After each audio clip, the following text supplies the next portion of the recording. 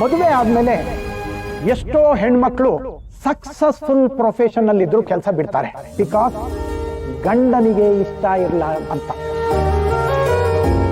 ಆದ್ರೆ ಇದ್ರ ಮಧ್ಯೆ ನನ್ನ ಹೆಂಡತಿ ಡಾಕ್ಟರ್ ಓದಿದಾಳೆ, ಅವಳು ವಿದ್ಯಾಭ್ಯಾಸ ಹಾಳಾಗಬಾರ್ದು ಅಂತ ತನ್ನ ಪ್ರಾಣನೇ ಒತ್ತೆ ಇಟ್ಟು ಜಸ್ಟ್ ಫಾರ್ ದಿ ಲೈಸೆನ್ಸ್ ನನ್ನ ಮುಂದೆ ಬಂದು ಹ್ಯೂಮನ್ ಟ್ರಯಲ್ಗೆ ನಿಂತು ಧೈರ್ಯ ತೋರಿಸಿದ್ದಕ್ಕೆ ನಾನು ಸೋತೋಗ್ಬಿಟ್ಟೆ.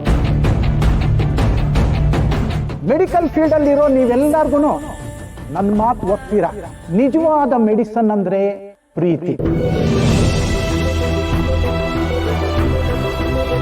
ಆ ಪ್ರೀತಿ ಎಂತಹ ಪರಿವರ್ತನೆ ಕೂಡ ಮಾಡುತ್ತೆ, ಸಮಸ್ಯೆಗಳನ್ನು ಬಗೆಹರಿಸುತ್ತೆ. ನಿಮಗೆ ಇನ್ನೊಂದು ಮಾತು ಹೇಳಕ್ ಇಷ್ಟಪಡ್ತೀನಿ, ಯಾವುದೇ ಒಬ್ಬ ಸಕ್ಸಸ್ಫುಲ್ ವ್ಯಕ್ತಿ ಹಿಂದೆ ಅಥವಾ ಅವ್ರ ಜೊತೆನಲ್ಲಿ ಇನ್ನೊಬ್ಬ ವ್ಯಕ್ತಿ ಇರಲೇಬೇಕು. ಆಲ್ಮೋಸ್ಟ್ ಎಲ್ಲರ ಹಿಂದೆ ಪೇರೆಂಟ್ಸ್ ಇರ್ತಾರೆ, ಆದ್ರೆ ಇಲ್ಲಿ ಇವ್ರ ಸಂಗಾತಿ ಇದ್ದಾರೆ. ನಿಮಗ್ ಸಿಕ್ಕಿರೋಂಥ ಗಂಡ ಜಗತ್ನಲ್ಲಿ ಬಹಳ ಕಡಿಮೆ, ಯಾರಿಗೂ ಸಿಗೋದಿಲ್ಲ. You are very lucky. Parvati ಮಾತ್ರ ಅಲ್ಲ, ಶಿವು ಅವ್ರ ಜೊತೆ ಒಂದು ಸೆಲ್ಫಿ ಸಿಕ್ಕಿದ್ದಕ್ಕೆ ನಾನು ಕೂಡ ವೆರಿ ಲಕ್ಕಿ. ನೋಡಿ,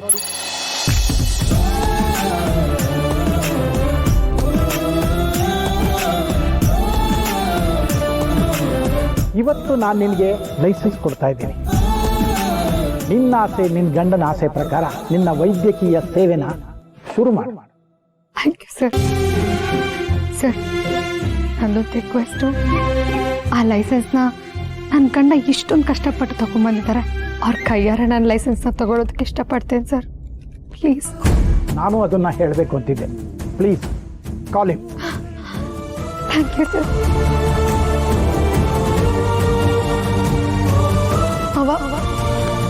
ಅವ ಎಲ್ಲಿದೆಯಾ ಮಾವ? ಪ್ಲೀಸ್ ಇಲ್ಲಿ ಬಾ ಮಾವ, ತೇಜ್ ಹತ್ರ ಬಾ. ನನಗೆ ಗೊತ್ತು ಮಾವ, ನೀನ್ ಇಲ್ಲೇ ಎಲ್ಲೋ ನಿಂತ್ಕೊಂಡು ನೋಡ್ತಿದ್ಯಾ ಅಂತ. ಪ್ಲೀಸ್ ಮಾವ, ಅವ ಬೇಗ ಬಾ. ಲೈಸೆನ್ಸ್ ನಿನ್ ಕೈಯಾರ ನಾನು ಇಸ್ಕೋಬೇಕು ಮಾವ. ಪ್ಲೀಸ್ ಮಾವ, ಬೇಗ ಬಾ.